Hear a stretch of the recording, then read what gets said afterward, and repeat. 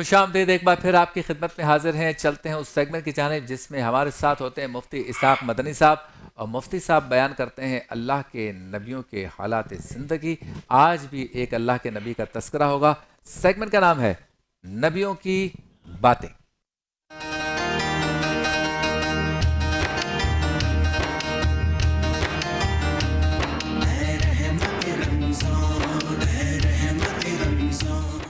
نبیوں کی باتیں آج ہے حضرت ہود علیہ السلام کا تذکرہ. بڑا مزہ آتا ہے ویسے اللہ کے نبیوں کے قصے، ان کے حالات زندگی سن کر، اور پتہ چلتا ہے کہ رب تعالیٰ نے اپنے ان نبیوں کو ہمارے پاس بھیجا یا انسانوں کے پاس بھیجا.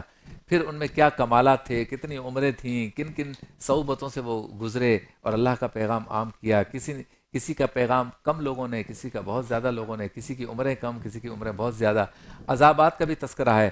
بہترین، بہت ہی بہترین قصص الانبیاء ہے.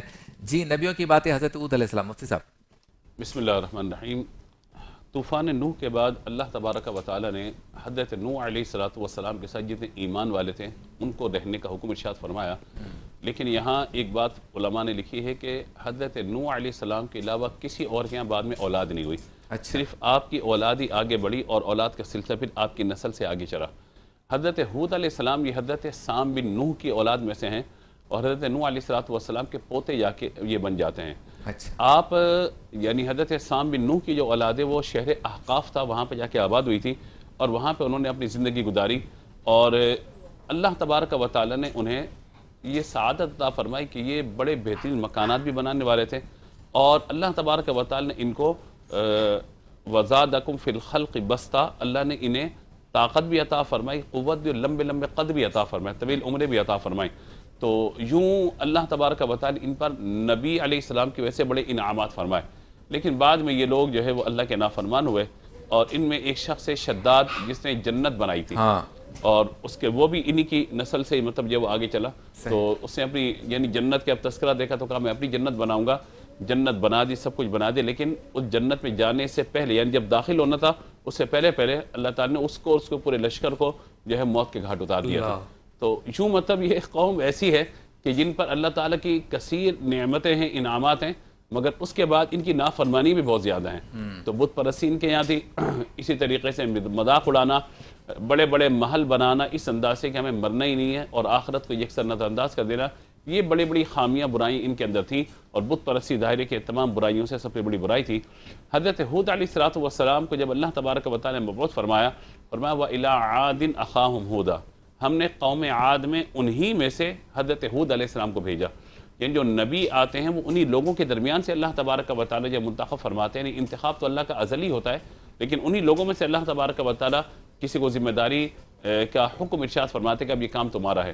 تو حضرت ہود علیہ السلام نے وہی والی بات کی کہ میں تمہارا خیر خواہ ہوں اور میں تمہارا ویل وشر ہوں، میں تمہیں نصیحت کرتا ہوں اللہ کی طرف آ جاؤ وغیرہ وغیرہ. تو ان لوگوں نے کہا کہ ہم آپ کو تو بیوقوف تصور کرتے ہیں، یعنی ہم محل بنا رہے ہیں، ہم جو ہے بڑی بڑی باتیں کر رہے ہیں، ہمارے پاس طاقت بھی ہے، قوت بھی، اتنا کچھ ہے، اور آپ جو ہے بات کر رہے ہیں کہ ہمیں مرنا ہے، اللہ کو جواب دہ ہونا ہے، اور یہ سب کچھ ختم ہو جائے گا. یہ کیسی باتیں کر رہے ہیں؟ اور ہمارے پاس طاقت ہے، ہم سے بڑا طاقتور اس زمین پہ کون ہے؟ تو یہ متکبرانہ جملے ان کے سرداروں نے کہے. سورہ فجر کے اندر بھی ویسے 10 صورتوں میں قرآن پاک کی یہ واقع موجود ہے، لیکن سورہ فجر میں عام آتے ہیں تو ارم ذات العماد التی لم یخلق مثلها فی البلاد. تو وہاں پہ یہ تفصیل واقعہ اگر پڑھنا چاہے تو سورہ فجر کا حوالہ اس لیے دیا کہ باقی صورتوں کے اندر پڑھنا تھوڑا مشکل ہوتا ہے. سورہ فجر اکثر گھر والوں کو یاد ہوتی ہے، بچوں کو یاد ہوتی ہے، تو وہاں بھی اس واقعے کا تذکرہ موجود ہے، پڑھنا چاہیں تو وہاں پر بھی پڑھ سکتے ہیں. 10 صورتوں کے اندر اللہ تبارک و تعالی نے اس واقعے کو بیان فرمایا. اب ہوا یہ کہ جب ان کی نافرمانی حد سے بڑھ گئی تو حضرت ہود علیہ السلام نے ان کو فرمایا کہ اگر تم یہ نہیں کرو گے تو تم پر اللہ تبارک و تعالیٰ کا عذاب آئے گا. تو ان کی وہی بات، آنے دو عذاب دیکھ لیں گے، ہمارے پاس طاقت ہے، قوت ہے، بڑے بڑے مکانات ہیں، محلات ہیں، ہم دیکھتے ہیں کہ وہ عذاب ہمیں کس طریقے کا پریشان کرتے ہیں. لیکن ان کو یہ اندازہ نہ تھا کہ جب اللہ کا عذاب آتا ہے تو کوئی مکان، کوئی محل، بڑے بڑے پہاڑی کیوں نہ ہو، ریزہ ریزہ ہو جاتے ہیں. اللہ تبارک و تعالیٰ نے ان کے لیے سب سے پہلے قحط ساری کا انتخاب فرمایا. قحط ان پہ مسلط فرما دیا، بارشیں نہیں ہو رہی اور زمین سے پیداوار ختم ہوتی چلی جا رہی ہے. تو یہ قحط کی ایک صورت یہ ہوتی ہے کہ آسمان سے پانی کا نہ آنا اور زمین کے پانی کا ختم ہو جانا. آج ہمارے ملک کے اندر بھی یہ صورتحال بن رہی ہے، پنجاب میں بھی، سندھ کے اندر، دیگر جگہوں پر بھی. اللہ تعالیٰ عافیت والا معاملہ فرمائے. اور اللہ تعالیٰ زمین و آسمان کی برکتوں سے ہم سب کو مالا مال فرمائے آمین۔ اور اس قحط ساری سے اللہ تعالیٰ میں محفوظ فرمائے۔ ظاہر ہے پانی ہی نہیں ہوگا تو پھر کیا ہوگا؟ صحیح۔ تو یہ معاملہ ہوا جب قحط ساری ان کی بڑی، تو حضرت ہود علیہ السلام کے پاس یہ لوگ آئے کہ آپ ہمیں بات کرتے تھے تو آپ دعا کریں اللہ تعالیٰ سے۔ تو آپ نے فرمایا کہ ایک شخص کو مکہ مکرمہ بھیجو، وہ جائے اللہ کے حضور دعا کرے۔ تو وہ شخص وہاں پر گیا، لیکن وہاں پہ جا کر اس نے شراب نوشی کی، اور پھر جو ہے کہنے لگا پہاڑ پہ چڑھ کے کہ ہمیں بارش دے، ہمیں بارش دے، یعنی متکبرانہ جملے کہے۔ تو 3 بادل آئے وہاں پر، اچھا، ایک سفید رنگ کا آیا، ایک سرخ رنگ کا، ایک سیاہ رنگ کا۔ آواز آئی کہ ان بادلوں میں سے کسی ایک بادل کو پسند کر لو۔ تو اس نے سیاہ رنگ کے بادل کو پسند کیا کہ جب سیاہ بادل آ جائیں گے تو اس سے زیادہ بارش آئے گی اور پانی آ جائے گا تو ہمیں بہت زیادہ فائدہ ہو جائے گا۔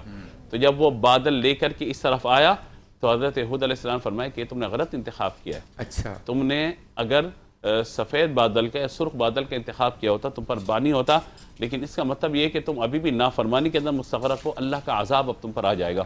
تو انہوں نے پھر آپ کی بات کو جھٹلا دیا، کہا دیکھیں یہ بادل آ رہا ہے، یہ تو اتنا پانی برسائے گا کہ ہمارے سارے غم دور ہو جائیں گے، کھیتی باڑی ہوگی، تم بھی ادھر ہو ہم بھی ادھر ہیں، تم بھی دیکھو ہم بھی دیکھتے ہیں۔ اچھا۔ تو آپ نے فرمایا کہ اب اللہ کا فیصلہ ہے، اور کہا جاتا ہے آندھی اتنی سخت تھی، اتنی تیز آندھی تھی، ایسی خطرناک کڑکدار چنگھاڑ اور آوازیں تھیں کہ یہ لوگ ہوا میں گویا کہ جس طریقے سے پتے اڑتے ہیں خشک درخت کے، اس طریقے سے اڑتے تھے ادھر ادھر دائیں میں، پوری بستی ہلاک و برباد ہو گئی۔ 7 دن اور 8 راتیں لگاتار یہ آندھی چلتی رہی، یہاں تک کہ سب کے سب ہلاک و برباد ہو گئے۔ حضرت ہود علیہ السلام اور آپ کے ساتھ جو متبعین تھے، آپ ان سب کو لے کر پھر مکہ مکرمہ تشریف لے گئے، اور وہاں پر آپ نے اپنی زندگی کے ایام گزارے۔ اس واقعے سے خلاصہ کیا ہے؟ نمبر 1 یہ کہ بت پرستی ظاہر ہے کہ یہ اللہ تبارک و تعالی کی طرف سے بہت بڑے عذاب کا موجب بنتی ہے، اور اس کے آغاز پر ہم پہلے بات کر چکے ہیں کہ بت پرستی کا آغاز جو ہے وہ تصاویر کے ادب و احترام سے ہوا تھا۔ تو لہٰذا ہم بار بار گزارش کرتے ہیں کہ تصویروں کا یادگار کے طور پہ رکھنا اور ادب و احترام کے طور پہ رکھنا، اور پھر دیوانوں پہ لگانا، اس پہ ہار پھول بھی سجا دینا، پھر اگربتیاں لگانا، اور پھر تصویروں کو چومنا، یہ سب چیزیں جو ہے وہ اگرچہ بت پرستی کی طرف نہیں ہیں، لیکن کہیں نہ کہیں اس کے اندر جو ہے وہ اس طرح کا شائبہ ہو سکتا ہے۔ ہم حکم نہیں لگا رہے کوئی، لیکن احتیاط احتیاط احتیاط احتیاط۔ اور پھر وہی والی بات کہ کسی مقدس ہستی کی تصویر کو جیب میں رکھنا یا دیوار پہ سجا دینا، تو یہ بھی قطر نامناسب ہوتا ہے۔